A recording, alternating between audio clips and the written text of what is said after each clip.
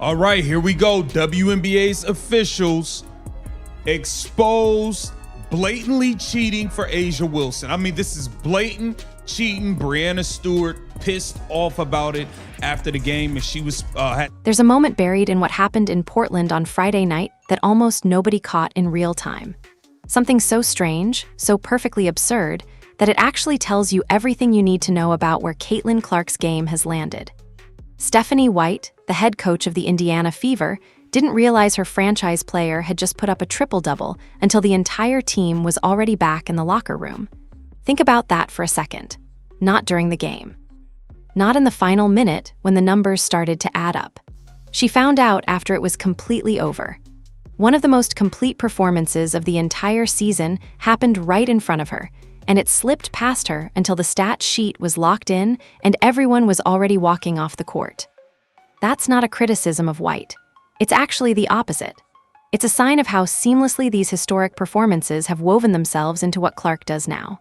The game moved so fast, was so chaotic, so packed with movement and decision-making from every angle, that even the person running the show from the sideline couldn't track it happening in real time. By the time White figured out what she just watched, she had plenty to say about it.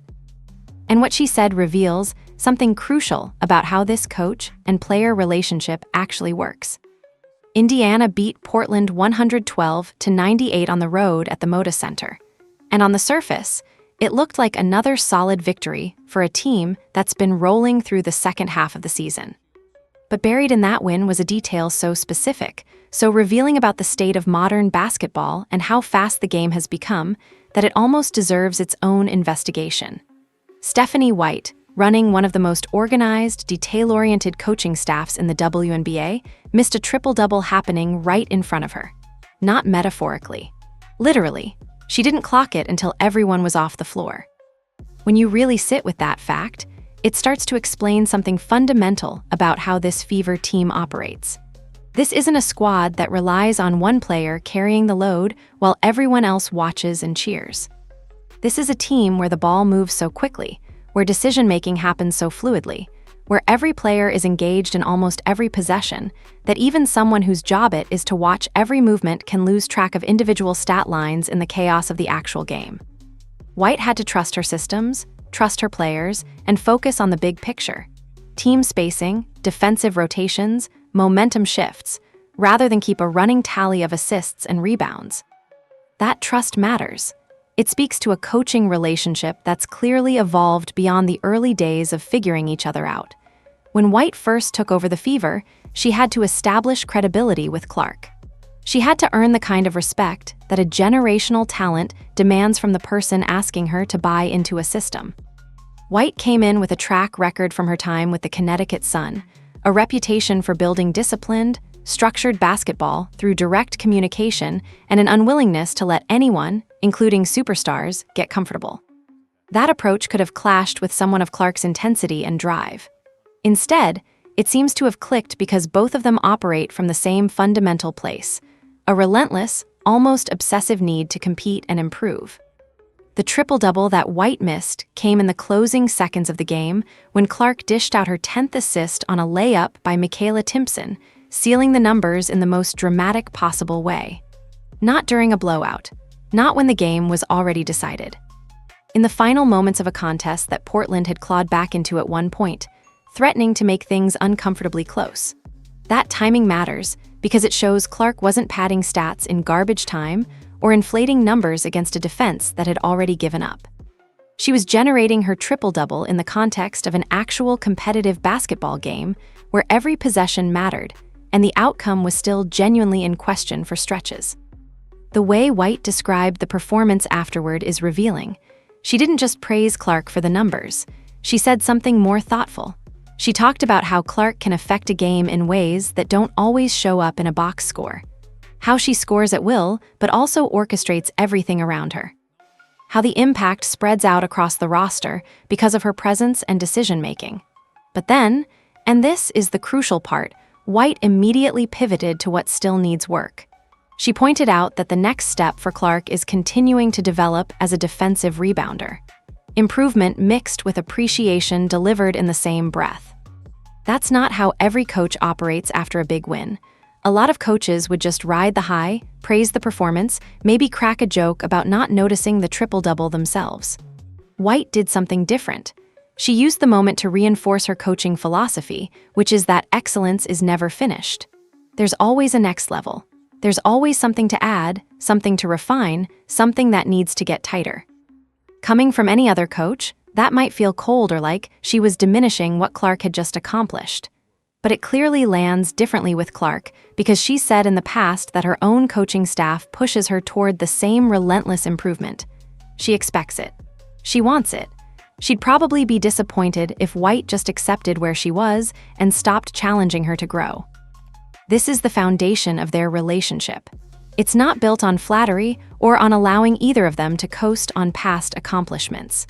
White has spoken publicly about wanting Clark to keep building physical strength because of the punishment that comes with being the most watched player in the league.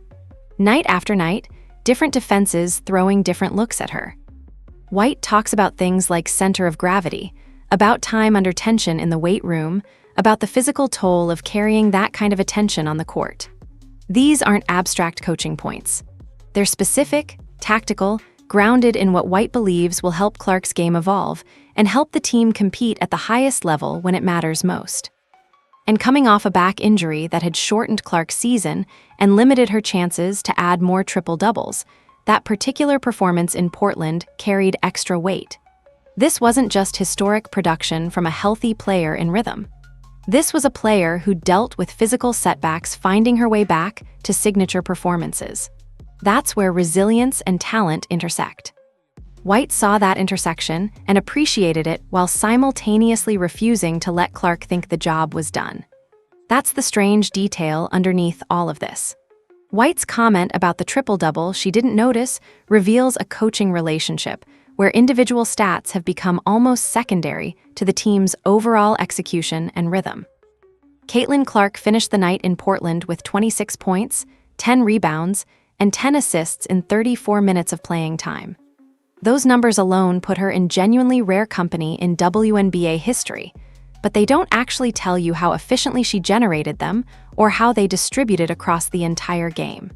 She shot 5 for 9 from the field, which on the surface looks solid but not explosive.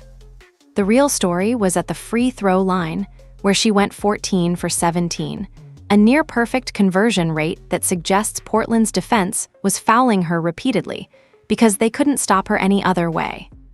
That's the kind of indicator that shows up in the stat sheet but carries real meaning about the pressure Clark was putting on opposing defenses. This was her 4th career triple-double, which puts her in a conversation with some of the most complete players the league has ever seen. Only Alyssa Thomas and Jessica Shepard have recorded more triple-doubles in WNBA history. She's now tied with Sabrina Ionescu for 3rd, most all-time, guard or otherwise. That's the kind of exclusive air Clark is operating in now, and she did it in just 78 career games. Most players take years to reach the kind of statistical versatility that generates regular triple-doubles. Clark is doing it before she's even completed 3 full seasons. The broader context of her individual milestone adds another layer. She became the fastest player in WNBA history to reach the combination of 1,500 career points and 650 assists. That's a specific benchmark that speaks to something deeper about her skill set. You can score in this league. You can facilitate for others in this league. But doing both at an elite level in such a short timeline, that's genuinely rare. It requires not just talent, but also a kind of basketball intelligence and unselfishness that has to be built into how you approach the game fundamentally. What made this particular triple-double remarkable wasn't just that it happened. It's that it happened while Clark was working her way back from a back injury. She hadn't been on the court for a stretch of the season dealing with that physical issue. Coming back from injury, most players need time to find their rhythm again, to build confidence, to shake off the rust that always comes with time away from competition. Clark basically skipped that phase entirely and went straight to putting up one of the signature performances of her career. That speaks to either an exceptional physical recovery, an exceptional mental approach, or most likely, both. The game itself unfolded in ways that gave Clark opportunities to impact it from multiple angles. Early on, with less than 5 seconds left in the first quarter, she sprinted the length of the court and rose up for a three-pointer through contact. It had the look of a desperate heave, the kind of shot that usually clangs off the rim as the buzzer sounds. Instead, it went clean. That shot set the tone for everything that followed because it showed Indiana wasn't going to fold or panic. They were going to punch back. Clark was going to punch back. The first half saw her building quietly toward something bigger. By halftime, she had 22 points on efficient shooting, along with 9 rebounds and 6 assists. She was already halfway to the triple-double, and probably nobody in the arena besides the coaching staff and maybe some statisticians were even thinking about it yet. The game was still competitive. Portland was hanging around. There was no sense that this was turning into some kind of showcase performance that was going to end up in highlight reels for years. The third quarter is where Indiana really asserted control. They opened the frame hot from the field and stretched what had been a close game into an 18-point lead, forcing Portland to call a timeout just to stop the momentum swing. This is where the game was actually decided, even though people remember the triple-double and the late defensive stand more vividly.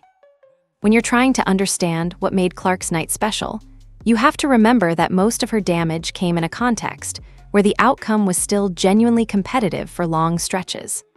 What's worth dwelling on is how Clark's efficiency stretched across the entire game. She wasn't just scoring in bunches or racking up assists in one quarter and then coasting. She was active and involved in almost every possession that mattered. Her signature drive to the left showed up at key moments. Her step-back three, one of the most reliable weapons in her entire arsenal, appeared when Indiana needed buckets. She was reading defenses and making the right play, whether that meant scoring or finding an open teammate. The final minutes are where things got genuinely dramatic. Portland had clawed its way back within 7 points through a 16-4 run that had the Moda Center crowd fully alive and sensing a possible comeback.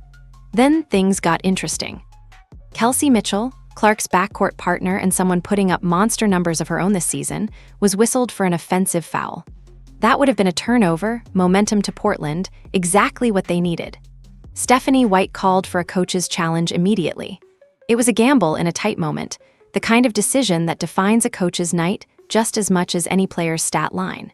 The review came back and overturned the call, ruling that Mitchell had actually been fouled first.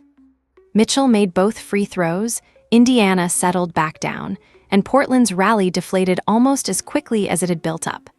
That's where White's impact on the game showed up in ways that don't appear in the final box score.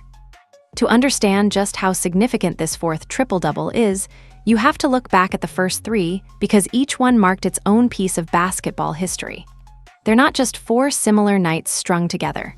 They're a progression that shows how a player's game evolves and what historic actually means when you're dealing with someone this talented. The first triple-double came in her rookie season on July 6, 2024, against the league-leading New York Liberty. Clark finished that game with 19 points, 12 rebounds, and 13 assists. That specific number, 13 assists from a guard in her first professional game, was the detail that made people stop and pay attention.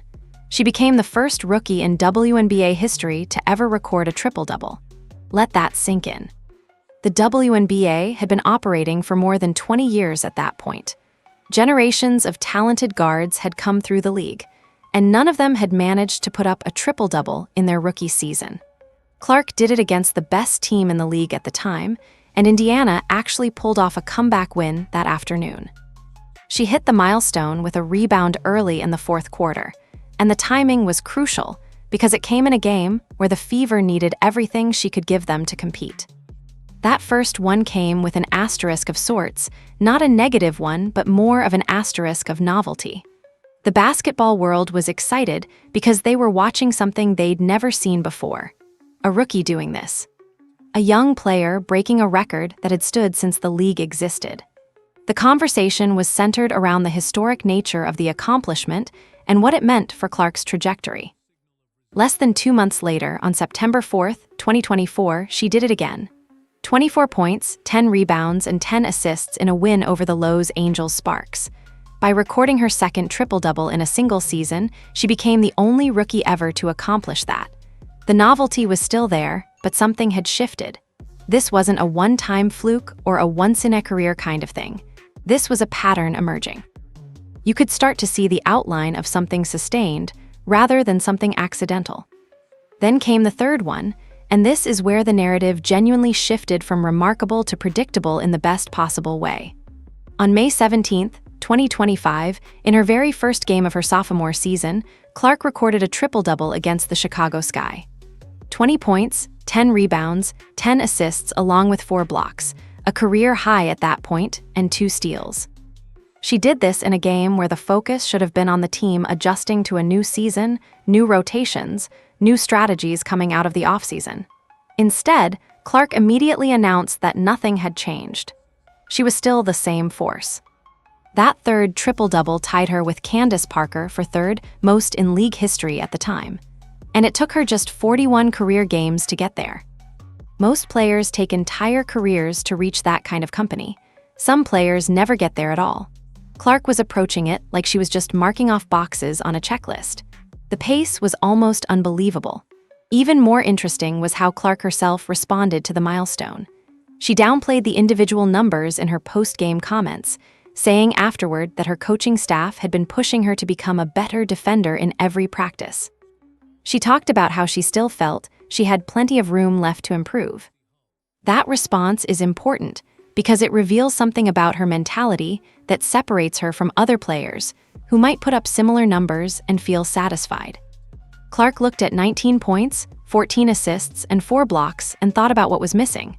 Not defensively in terms of steals or blocks, but in terms of effort and detail. That mindset, praise mixed with an insistence on getting better, is a thread that runs through her entire young career. It's the exact same thread that shows up in what Stephanie White said after Portland. Now, with this fourth triple-double on the road against Portland, that pattern has essentially repeated itself in almost the exact same way. The details are slightly different, but the structure is identical. She put up monster numbers. She affected the game in ways that went way beyond the stat sheet. She was humble about it afterward, and her coaching staff immediately pointed to areas for continued growth. Clark has basically established her own standard for what a successful performance looks like. And it includes not just the numbers, but also the humility to recognize that there's always more work to do. The interesting part about tracking these 4 triple-doubles is how they've accelerated in frequency. The first one came in July, the second in September of the same year. The third came almost a year later after an off-season, and now the fourth came just months into her sophomore season. If the pattern continues, triple-doubles might actually become a semi-regular occurrence rather than a rare milestone. Sabrina Ionescu and Alyssa Thomas have shown that sustained excellence from the guard position can generate multiple triple-doubles across a career. Clark seems to be on a trajectory to match or exceed that output, which is genuinely wild when you consider she's doing it on a faster timeline than almost anyone else. Understanding how Indiana actually won this game requires looking past the triple-double and examining the moments that decided it. Because games don't get won by individual stat lines. They get won by teams making the right plays at the right times, and this game had several sequences where things could have gone differently if even 1 or 2 possessions had played out differently. The opening moments set the tone for everything that followed.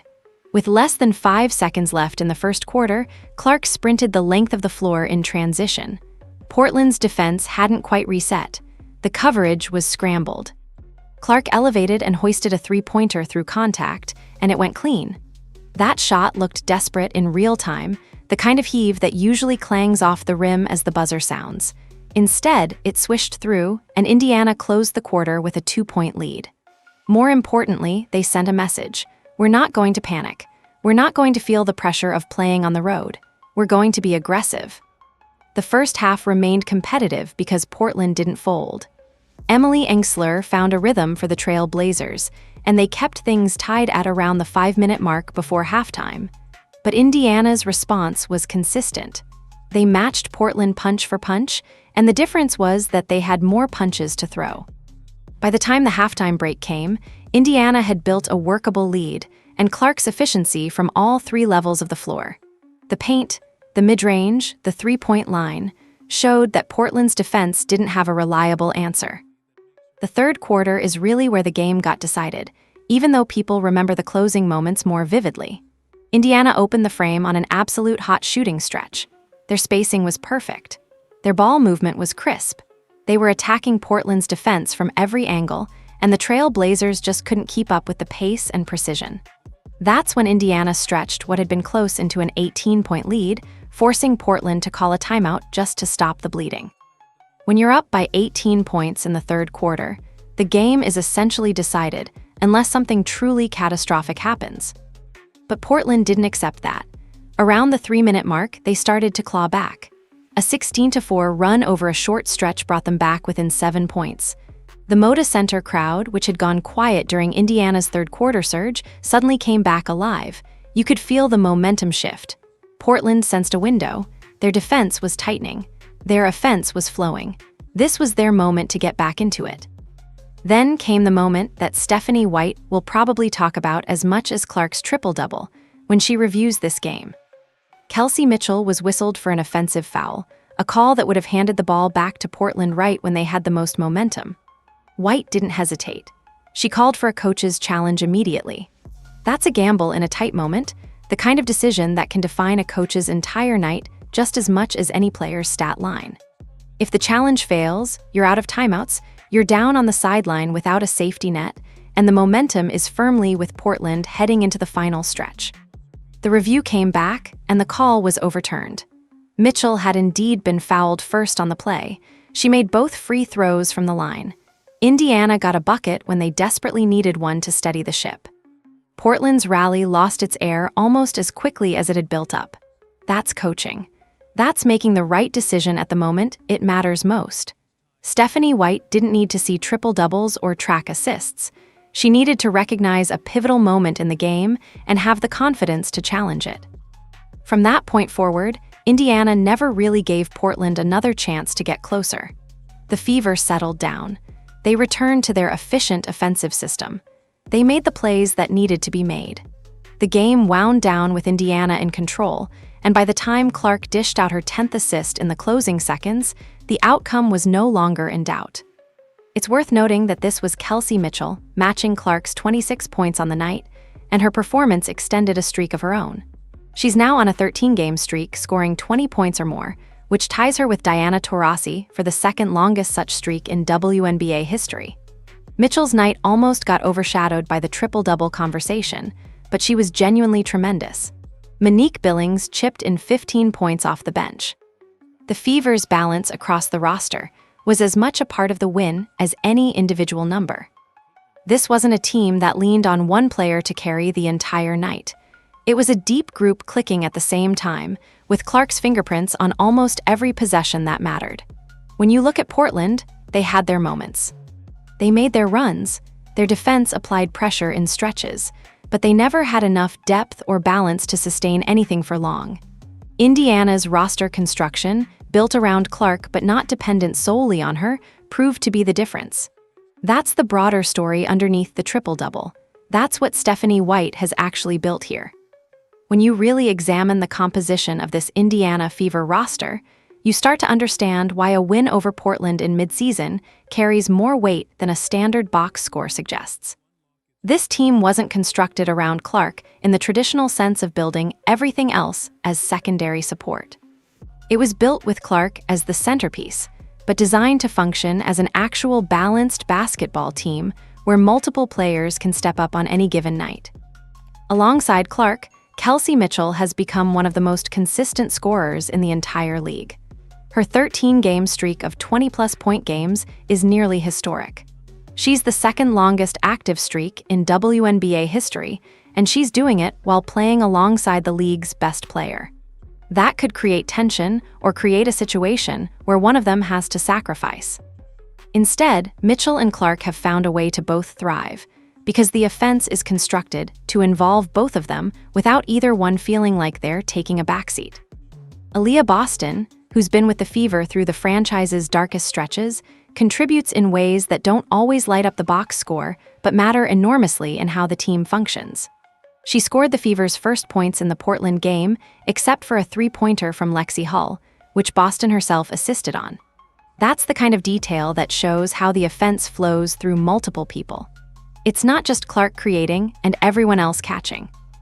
It's a system where the ball moves around and decisions get made based on what the defense gives you. The current roster also includes veterans like Natasha Howard and Sophie Cunningham, players who have been through playoff runs and championship windows, who know what it takes to compete when games start to matter more. Having that institutional knowledge in the locker room, especially with a young superstar like Clark, provides a kind of ballast. These are people who have seen how teams fall apart in the postseason if they don't build the right culture and habits during the regular season. Then there's the youth element. Jaylen Brown, Mikla Timpson, Bree Hall, and Ivana Jim represent the kind of developmental pathway that suggests the Fever aren't just trying to win this year. They're building something sustained. That combination of veteran presence and young talent gives White flexibility in how she constructs lineups and rotations. Consider what happened late in the Portland game when Lexi Hull, one of the team's most reliable perimeter defenders, picked up her third foul just 6 minutes into the game. That's a major disruption to the game plan. Hull is the kind of defender you want on the court in tight games. Losing her early forced Indiana to reshuffle their defensive looks and their rotation patterns. But the team didn't fall apart. They absorbed that disruption and kept functioning because they have bodies and basketball players on the bench who can step in and provide competent basketball. Hull ended up playing only 13 minutes all night because she had to sit after picking up those early fouls. In a shallower roster, that would be a catastrophic problem. The team would lose its defensive anchor and would have to compensate by playing more offensively oriented lineups that might not match up well against Portland's structure. Instead, Indiana was able to shuffle things around and still maintain their identity and their execution. That's the benefit of depth. Depth also matters because it prevents any single player from wearing down over the course of a season. Clark is the franchise player, and yeah, she's going to have to carry a load that other players don't. That's the reality of being a generational talent. But if she's the only person being asked to do everything every single night, she wears down. She gets injured. She loses the freshness that made her special in the first place. This roster construction forces other people to step up and do things, which keeps Clark from having to be everything all the time. The interesting thing about how White has built this team is that she didn't just stack scorers next to Clark. She brought in people who could defend multiple positions, who could rebound, who could move the ball around. That's a deliberate choice that speaks to a coaching philosophy. White came from Connecticut, where she built teams that were structured and disciplined. She believes in systems. She believes in balance. She believes in making sure that nobody gets too comfortable or too isolated, whether that's the superstar or the bench player. Looking at this roster composition, you see evidence of that everywhere. Nobody on this team is just a scorer. Nobody is just a defender. There's versatility built into almost every roster spot, which gives White options in how she constructs lineups and in how she can attack different opponent weaknesses without having to resort to unbalanced personnel. This is why that Portland game matters beyond just the box score. It showed a team that had lost Lexi Hull early, that dealt with Portland's momentum swings and rallies, that was down 7 points in the fourth quarter, and still found a way to win because they had multiple people who could step up. Mitchell scored her 26. Boston contributed. Billings provided solid minutes off the bench. This wasn't a game where Clark had to do absolutely everything. It was a game where she did her thing and the rest of the roster did theirs, and they all added up to a win on the road against a decent opponent. That's the foundation that Stephanie White is building. Not just a team built around a superstar. A team built to actually compete and to have multiple ways to win games. Before Stephanie White took over the Indiana Fever, she spent recent seasons coaching the Connecticut Sun, building a reputation as someone who could extract contending basketball out of a roster through discipline, structure, and direct communication with her players. That background matters enormously when you're trying to understand how she approaches coaching Clark and how she's built the culture of this entire organization. White's coaching style isn't built on flattery or on allowing players to get comfortable just because they've had success. It's built on the idea that excellence is never finished, that there's always a next level, and that the person's job as a coach is to push players toward that next level whether they feel ready for it or not. That approach can seem harsh to players who aren't used to it. But with Clark, it seems to be landing perfectly because she said in interviews that she expects that kind of pressure. She wants to be pushed. She'd actually be disappointed if her coaching staff just accepted where she was and didn't challenge her to grow. After the Portland game, when White finally got to speak to the media, what stood out wasn't just admiration for the performance. It was a coach genuinely caught off guard by her own player in the best possible way. She admitted she hadn't even clocked the triple-double until everyone was already off the floor.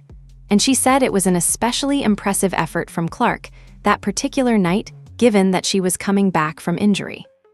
Then White did something coaches don't always do in the glow of a big win. She pointed to the one area she still wants to see grow. She said the next step for Clark is continuing to improve as a defensive rebounder.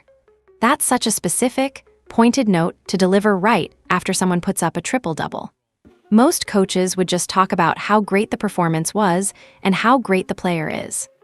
White mixed genuine respect with an unwillingness to let Clark think the job was done. That combination says everything about how she coaches, and it echoes almost exactly what Clark herself said a year earlier when she talked about her coaching staff pushing her toward better defense even after she'd put up a big performance. This isn't the first time White has communicated with Clark this way, blending genuine respect with specific areas for improvement. Earlier in their relationship, White had spoken about needing to earn Clark's trust as a coach. She described herself as sharing the same relentless, almost obsessive competitiveness that drives Clark on the floor. White's talked about wanting Clark to keep playing with the same fire and intensity that makes her who she is, while also reminding her to keep her emotions in check during games so they don't throw off the team's rhythm. That kind of relationship isn't built overnight. A coach and a star player figuring out how honest they can be with each other, how much directness the player can handle without it feeling like criticism, how much the coach can push without it feeling like they don't appreciate what the player is doing. It takes time and trust and a willingness from both sides to engage in that conversation. And it's clearly starting to pay off on nights like the Portland game. White has also been open about wanting Clark to keep building physical strength because of the punishment that comes with being the most watched player in the league.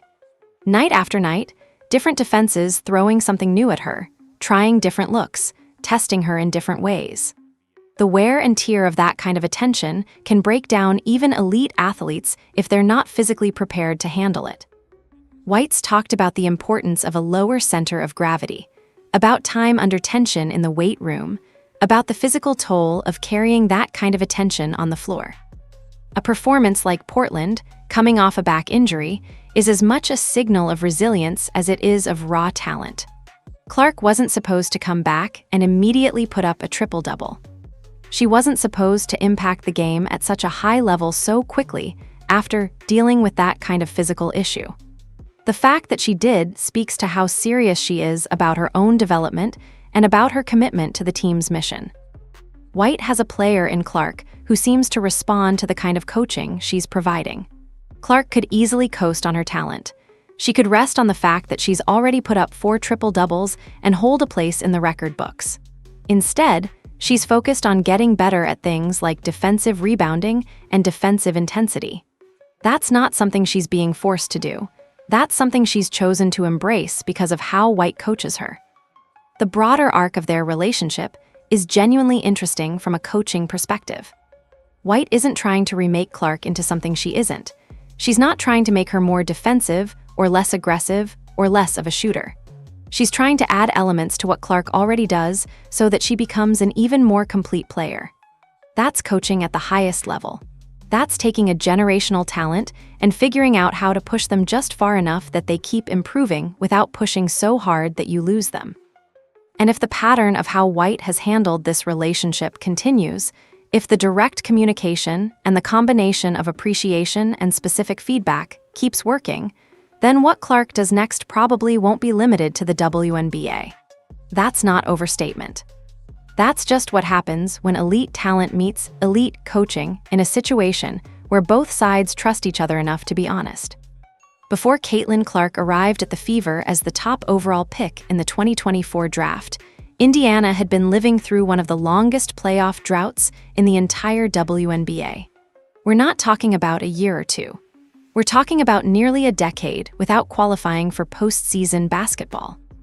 That's an extraordinarily long stretch for any professional sports franchise, and the effect it has on an organization goes way deeper than just missing out on playoff revenue or media attention.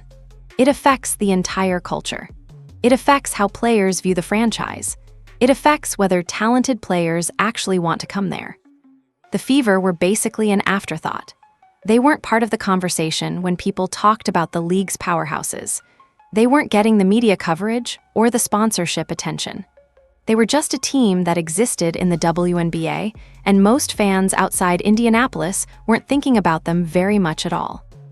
Then Clark came in, and almost immediately everything changed. Her rookie season ended that drought, not just made the playoffs, ended a decade-long absence from postseason basketball in a dramatic way. And since then, every milestone that Clark has hit, the triple-doubles, the assist records, the scoring pace, the growing win totals under White, has built on that foundation rather than existing in isolation. The numbers tell part of the story. Before this current season, the Fever had made the playoffs a couple of times in the Clark era. Now they're 19-10, the best record in the Eastern Conference and the fourth best in the entire WNBA. They're on a 5-game winning streak. They're producing WNBA records on a near-weekly basis with 13 100-point games already, a mark no team had ever reached before. 5 straight games over 100 points. That kind of consistency doesn't happen by accident. It's a sign of a team that's figured something out, that's clicking on both ends of the floor, that knows how to execute in ways that just overwhelm opponents. But the broader organizational arc is worth dwelling on because it says something important about how franchises can shift trajectories when they make the right moves. The Fever didn't just get lucky by landing Clark at the top of the draft. They made intentional choices about how to build around her. They hired Stephanie White, someone who had a track record of winning. They brought in veteran presence. They added young talent that could develop. They constructed a roster that could actually compete rather than just existing alongside a superstar. That's organizational competence. That's front office work that doesn't always get the media attention, but absolutely matters. The Fever could have drafted Clark and then surrounded her with a bunch of mediocre players and called it a rebuild. Instead, they actually built a team. They made smart signings. They made smart draft picks. They put together a roster that could function with or without Clark on the floor on any given night. The win over Portland sits within that larger context. It's not just a game in the standings. It's another piece of evidence that this organizational turnaround is real and sustained rather than just a one-year phenomenon that got carried by a single rookie's performance. The Fever have now won 5 straight games. They're in the Eastern Conference's best position. They're playing basketball that's competitive and exciting. They're selling out arenas. They're getting national media attention. That's a complete 180 from where they were just 2 seasons ago. White's role in that turnaround can't be overstated. She came in with a system and a philosophy, and she's implemented it consistently. She's been willing to challenge Clark publicly and privately. She's built a culture where improvement matters more than comfort.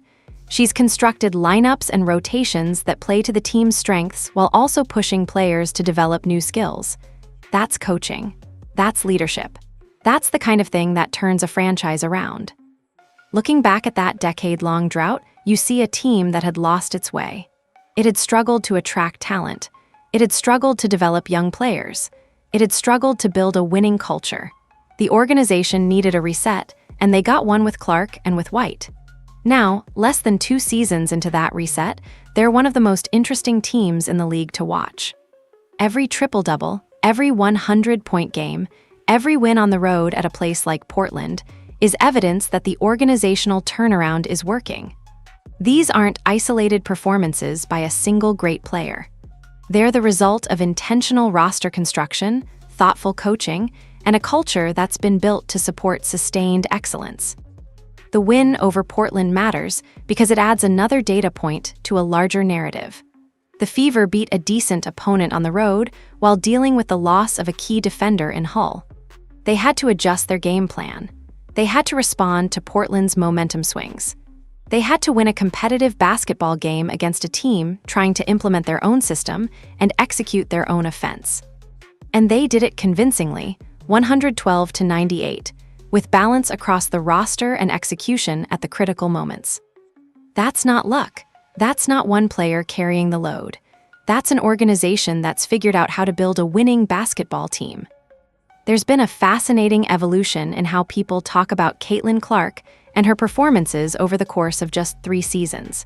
It's subtle but real, and it reveals something important about how expectations change when a player starts producing at historic levels consistently. In her rookie year, every triple-double came with a certain kind of asterisk. Not a negative one, but an asterisk of novelty nonetheless. The media and the fan base were excited because they were watching something they'd never seen before in the history of the league. A rookie doing this. A young player breaking a record that had stood since the WNBA's founding. The conversation was centered entirely around the historic nature of the accomplishment and what it meant for Clark's potential trajectory. Would she be able to sustain this? Would she develop other aspects of her game? Would the league's defenses eventually figure her out? That first triple-double against the New York Liberty was treated like a once-in-a-career kind of moment. People talked about it for weeks. Media outlets did deep dives into what it meant. Highlight clips circulated everywhere. It was the kind of singular achievement that defined an entire rookie campaign. But something has shifted. 3 seasons in, the conversation has transformed from whether she can do this to how often she'll keep doing it, and what she needs to add to her game to make the next one look just as inevitable.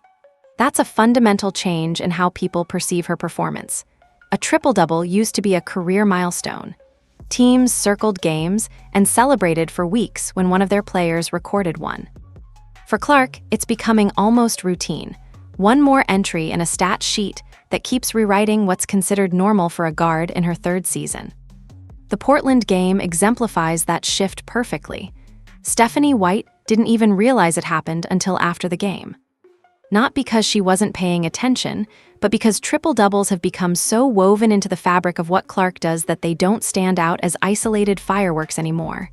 They're just part of the regular performance. She put up 26 points, 10 rebounds, and 10 assists on a night when her team won on the road. That was a good night. That was efficient basketball. That was Clark doing her thing. The fact that the stats aligned to create a triple-double was almost secondary to how well the team played. That's a genuinely rare shift in how sports culture talks about individual achievements. Usually, we move in the opposite direction.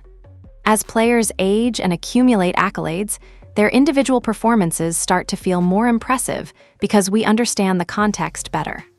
We appreciate the difficulty more. But with Clark, we're moving toward the opposite.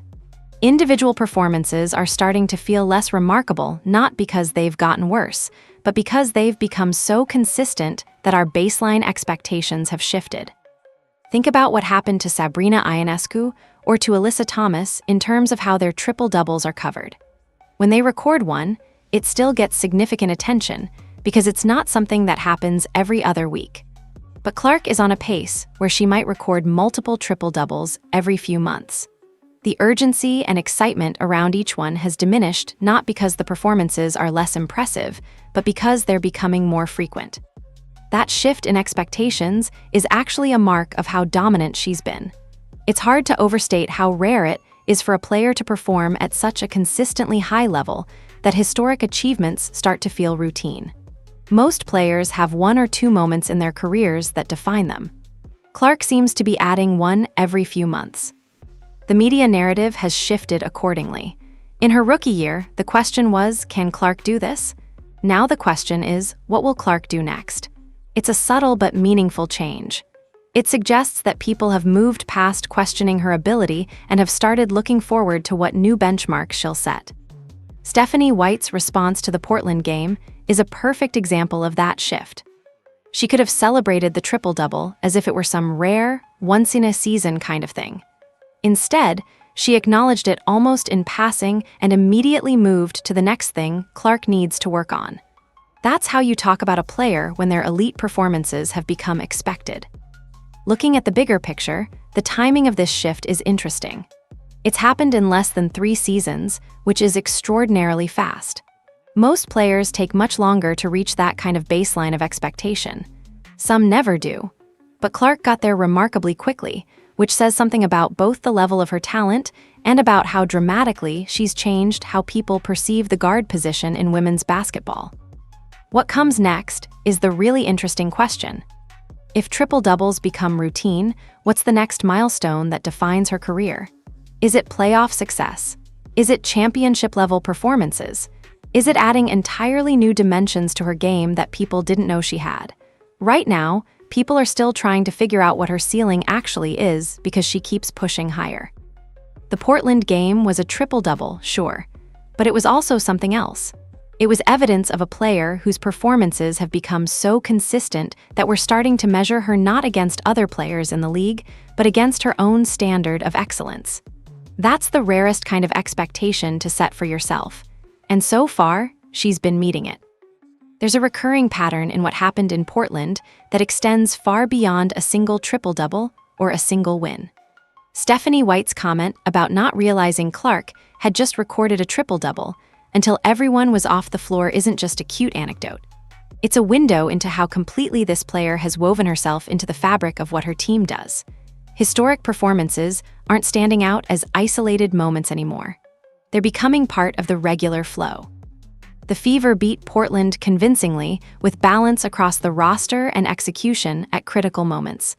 Kelsey Mitchell went for 26. The bench contributed. The defense made the plays when it mattered. And Clark recorded her 4th triple-double without it even registering to her coach until later.